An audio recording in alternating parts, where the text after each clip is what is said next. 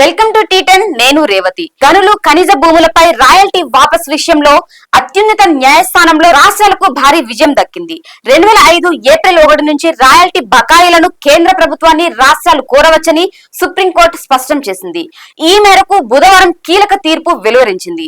రాయల్టీపై ఇటీవల సర్వోన్నత న్యాయస్థానం ఇచ్చిన తీర్పును ఈ ఏడాది జూలై 25 నుంచి అమలు చేయాలన్న కేంద్రం అభ్యర్థనను సుప్రీంకోర్టు ప్రధాన న్యాయమూర్తి జస్టిస్ డివై చంద్రచూడ్ నేతృత్వంలోని ధర్మాసనం తిరస్కరించింది. కేంద్రం గనుల కంపెనీలు ఇవ్వాల్సిన బకాయిలను రానున్న 12 ఏళ్లలో దశల వారీగా చెల్లించాలని స్పష్టం చేసింది. అలాగే వీటిపై ఎలాంటి పెనాల్టీలు విధించొద్దని రాష్ట్రాలను ఆదేశించింది. ధర్మాసనం 1957 నాటి మైన్స్ అండ్ మినరల్స్ చట్టం నుంచి స్వతంత్రంగా మైనింగ్ భూములు, క్వారీలపై పన్ను విధించే రాష్ట్ర అధికారాన్ని సమర్థించింది. ఖనిజాలపై పన్ను విధించడంపై కేంద్రం రాష్ట్రాల మధ్య వివాదాన్ని పరిష్కరించింది. ఫెడరలిజం పరిరక్షణకు కేంద్ర ప్రభుత్వం జోక్యం చేసుకోకుండా పన్నులు విధించే రాష్ట్రాల హక్కులను రక్షించాలని సుప్రీంకోర్టు ధర్మాసనం నొక్కి చెప్పింది. దీంతో దీర్ఘకాలిక సమస్య పరిష్కారమైంది.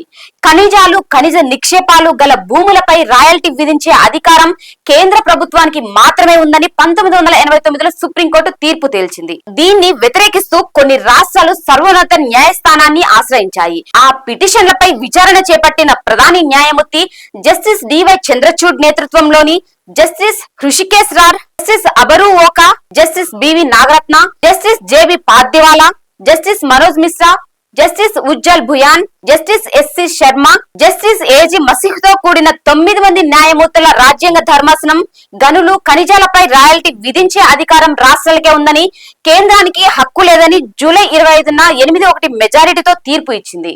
అయితే ఈ తీర్పును 1989 నుంచి వర్తింపచేయాలని, గనులు, ఖనిజాలపై అప్పటి నుంచి కేంద్రం నుంచి విధించిన రాయల్టీ సొమ్మును వాపస్ ఇవ్వాలని కొన్ని రాష్ట్రాలు డిమాండ్ చేశాయి. దీన్ని కేంద్ర ప్రభుత్వం తీవ్రంగా వ్యతిరేకించింది. రాయల్టీ వాపస్ ఇస్తే ఒక్క ప్రభుత్వ రంగ కంపెనీలే 70,000 కోట్లు తిరిగి చెల్లించాల్సి వస్తుందని, అలా చేయడం ప్రభుత్వ రంగ సంస్థలకు తీరని దెబ్బ అవుతుందని సొలిసిటర్ జనరల్ తుషార్ మెహతా సుప్రీంకు తెలిపారు. అంతేకాక ఖజానా ఖాళీ అయ్యి పౌరులపై అధిక ధరల భారం పడుతుందని వివరించారు. తీర్పును గత నెల 25 నుంచి వర్తింప చేయాలని అభ్యర్థించారు. ఇది ఇవాల్టి న్యూస్. చూస్తూనే ఉండండి టీ10.